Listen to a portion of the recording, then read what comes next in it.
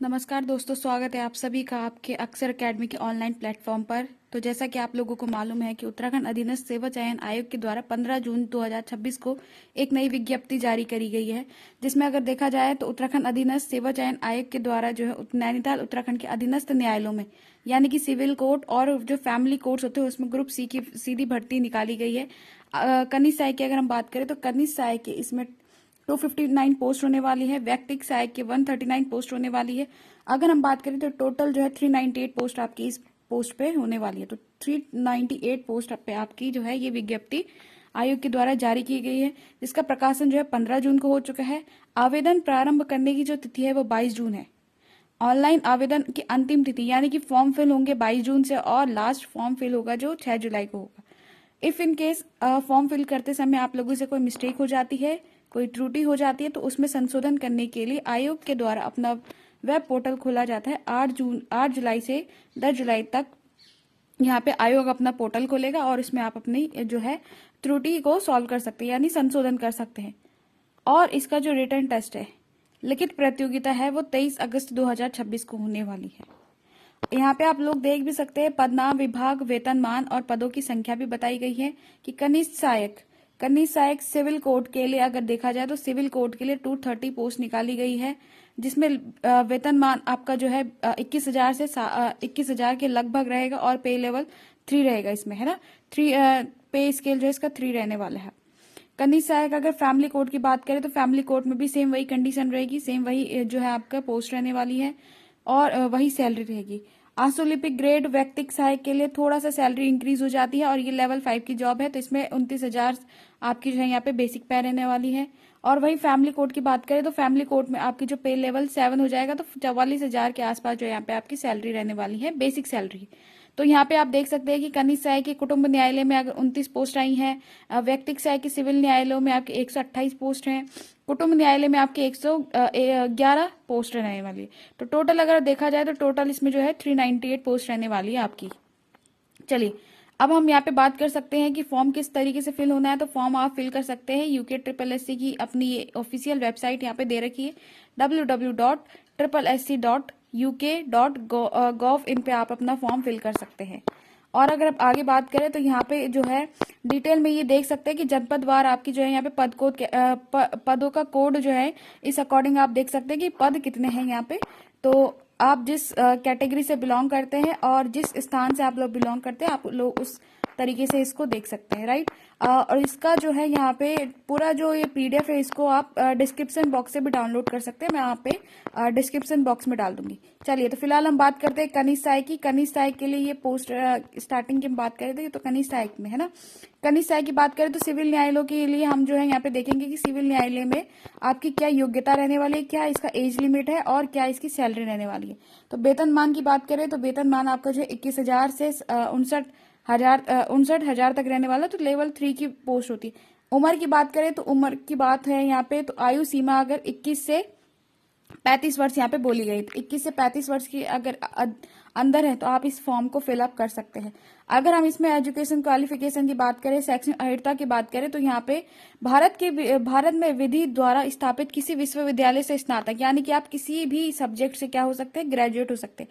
अगर आप ग्रेजुएट है तो आप इस फॉर्म को फिल कर सकते हैं। और यहाँ पे उसके बाद जो है टंकण परीक्षा भी होती है। टंकण परीक्षा तब होती है जब यहाँ पे आप रिटन टेस्ट क्वालिफाई कर देंगे, उसके बाद आपका जो है यहाँ पे टाइपिंग टेस्ट भी होगा जिसमें 25 शब्द प्रति गति सहित जो पूछा जाता है। और यहाँ पे कंप्यूटर का भी जो है आपके पास कुछ अच्छा ज्ञान होना चाहिए। चलिए अब वही फैमिली कोर्ट की बात करते हैं तो फैमिली कोर्ट में भी ये जनपदवार दे रखा है, तो फैमिली कोर्ट भी आप देख सकते हैं। इसमें भी सेम वही है, कनिष्ठ सहायक की जॉब है तो यहाँ पे सैलरी भी सेम रहेगी, आयु सीमा भी सेम रहेगी और जो यहाँ पे शैक्षणिक अर्हता भी है वो भी सेम रहेगा कि आपके पास ग्रेजुएट होने चाहिए भारत के किसी भी विश्वविद्यालय से, और जो है अंग्रेजी और हिंदी भाषा में आपको अच्छा ज्ञान हो। साथ ही साथ आपके पास जो टाइपिंग होती है, हिंदी इंग्लिश दोनों टाइपिंग आपसे मांगी जाती है, यहाँ पे आप लोग देख सकते हैं। और कंप्यूटर का जो है यहाँ पे आपको ज्ञान होना चाहिए। तो ये हमने देखा कनिष्ठ सहायक के सिविल कोर्ट और फैमिली कोर्ट के लिए। चलिए अब हम देखते हैं व्यक्तिगत सहायक यानी स्टेनोग्राफर के लिए क्या आपकी जो है यहाँ पे वेतनमान, आयु सीमा और शैक्षणिक अर्हता रहने वाली है ना। चलिए, तो वेतनमान की बात करें अगर हम, तो व्यक्ति की साइकिल वेतनमान की बात करें तो 29,000 आपके पास ये बेसिक सैलरी होने वाली लेवल 5 की जॉब है। आयु की अगर हम बात करें तो आयु जो है यहाँ पे 21 से 35 वर्ष की यहाँ पे आयु मांगी जा रही है। तो अगर आप ग्रेजुएट है, 21 साल से ज्यादा के है, 35 वर्ष के अंदर है, तो आप इस फॉर्म को फिल कर सकते हैं। चलिए, तो यहाँ पे क्या बोला है आपकी एजुकेशन क्वालिफिकेशन के लिए, भारत में विधि द्वारा स्थापित किसी विश्वविद्यालय में स्नातक है। अगेन यहाँ पे वही बात की गई कि आप ग्रेजुएट होने चाहिए, सरकार उसके समक्ष मान्यता प्राप्त अर्हता होनी आवश्यक है।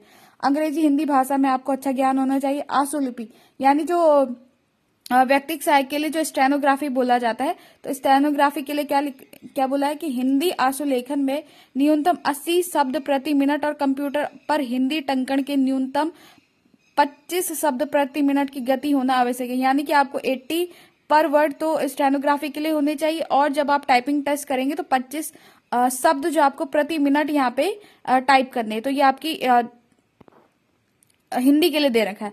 अब इंग्लिश की बात करें तो इंग्लिश आशुलेखन में न्यूनतम 80 शब्द प्रति मिनट और कंप्यूटर पर अंग्रेजी टंकन में न्यूनतम 35 शब्द, यानी कि हिंदी में 25 शब्द बोला गया और इंग्लिश में आपके 35 शब्द बोला गया। और जो आशुलिपि है यानी स्टेनोग्राफी, उसमें 80 शब्द जो आपको हिंदी इंग्लिश दोनों में प्रति मिनट जो है आपके होने चाहिए। चलिए, अब हम कुटुंब न्यायालय के लिए देखेंगे तो आप जनपदवार और जो है अपनी कैटेगरी वाइज अगेन देख सकते हैं। यहाँ पे तो सेम चीजें यहाँ पे जो है फैमिली कोड के लिए भी हो जाएंगे कि यहाँ पे सैलरी जो है थोड़ा सा इंक्रीज हो जाती है।